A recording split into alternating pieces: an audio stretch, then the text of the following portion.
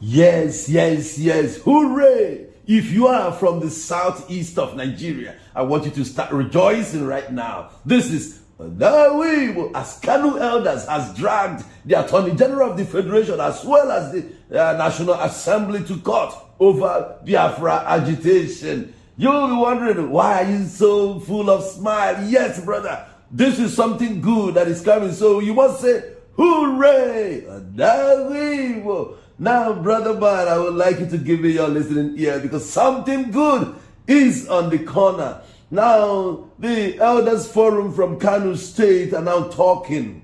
Yes, and all the things they just said here is like speaking my mind. They are saying that over and above all, ever before we start talking about constitutional amendment, that we really need to talk about this Biafra agitation. The time has gone when you keep sweeping it under the carpet.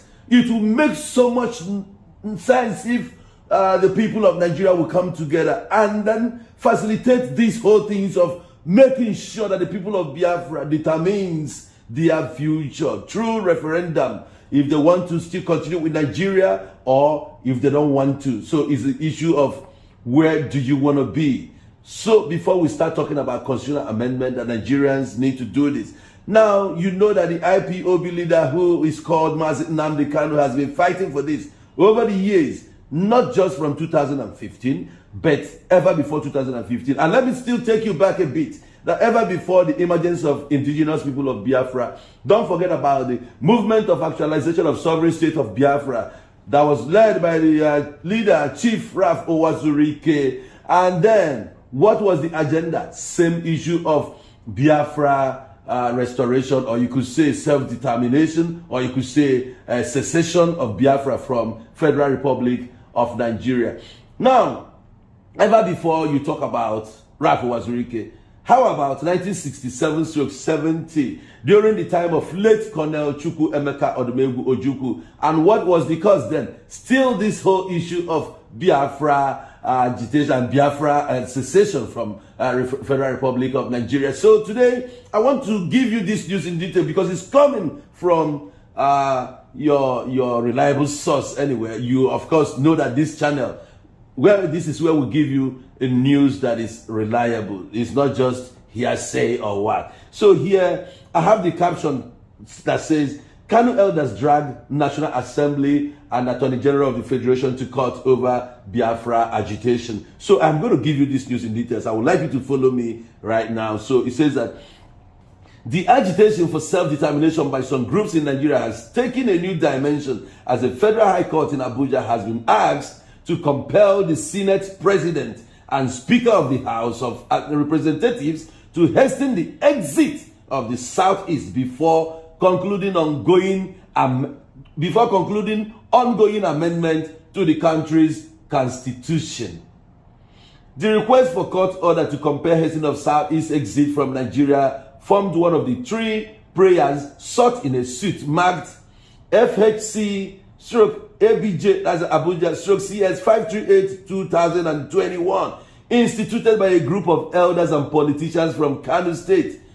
Nastura Ashar Sharif, Balarabe Rufai, Abdul Aziz Suleiman, and Aminu Adam. These are the people that instituted this suit. In their suit, cited by Daily Post on Thursday, they averred in a supporting affidavit that their action was informed by the need to stem the tide of violence and destruction allegedly occasioned by the agitation for secession, championed by the Nnamdi Kanu-led indigenous people of Biafra IPOB. So the plaintiffs claim that they do not want a repeat of the 1967-70 civil war in Nigeria that cost the nation many innocent lives and properties worth billions of naira. I told you they are talking now.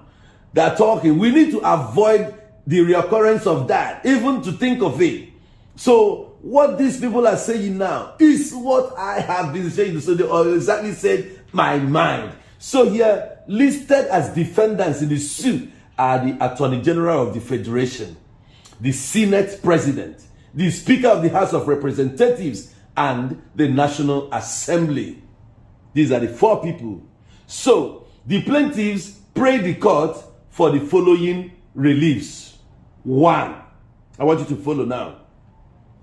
A declaration that by the combined effect of the provisions of Section 4 of the 1999 Constitution of the Federal Republic of Nigeria as amended, and Article 1, 2, and 20, Paragraph 1 of the African Charter on Human and People's Rights, Ratification and Enforcement Act 2004, the fourth defendant, which is the National Assembly, is empowered to set in motion a framework for a referendum to allow the southeastern region of the Federal Republic of Nigeria to decide on their bid for self-determination.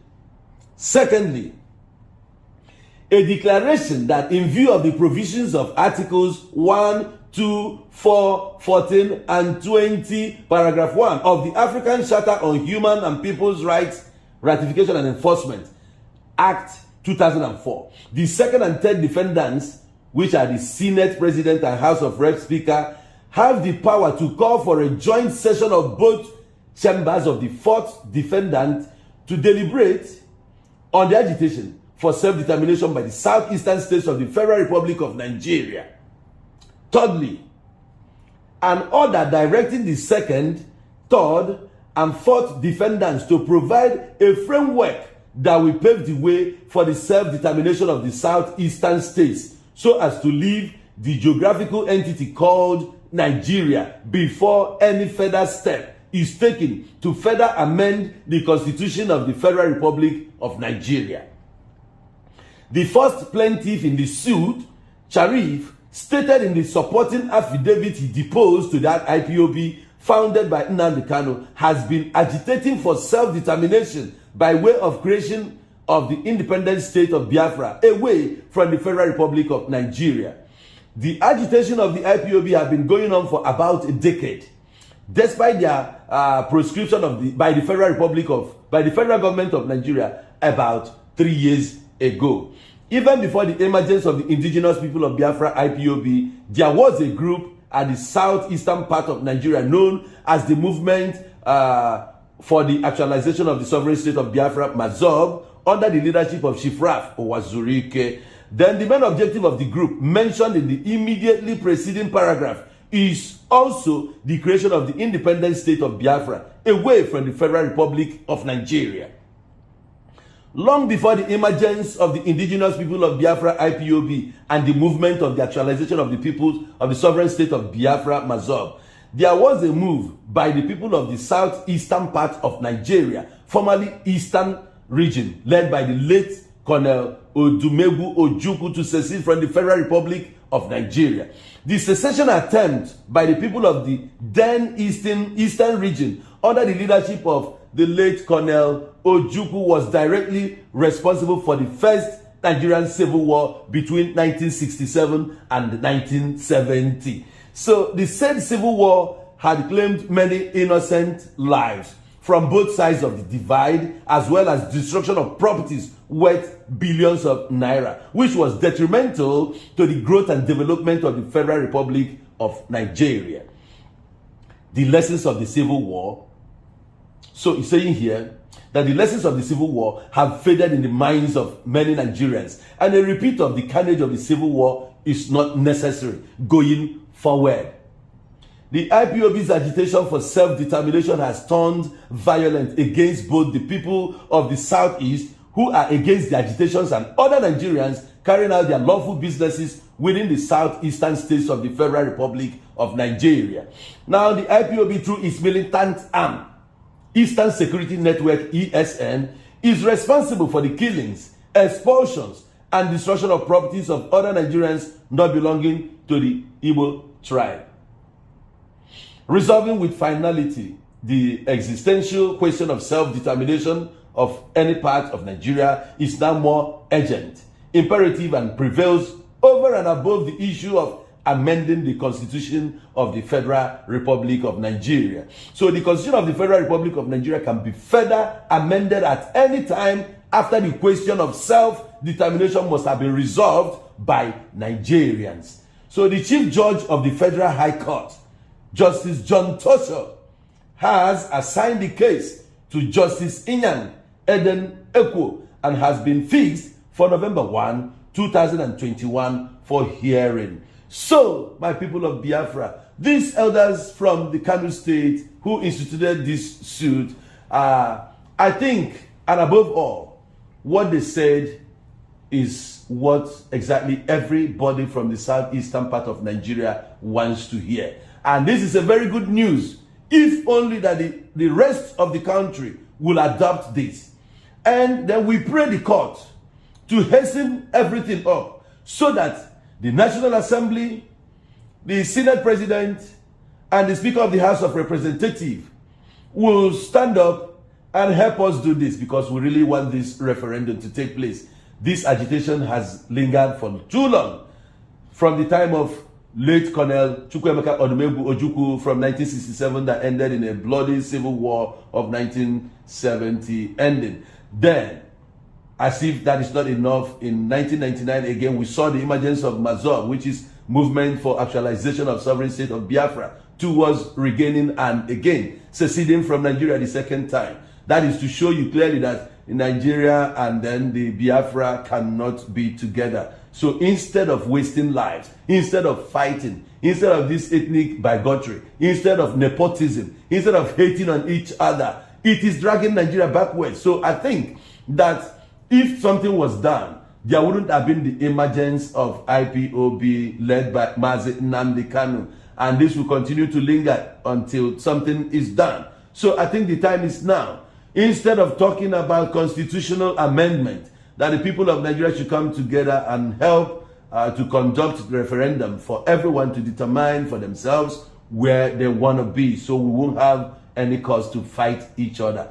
That will necessitate for growth of economy of the both parties, the Biafra and then the Nigeria. Because going by the way it is now, there is no way we can progress. Nothing is happening in the country. And I think that these men who came out now to move this motion or to fight this suit, that these people are going down in history.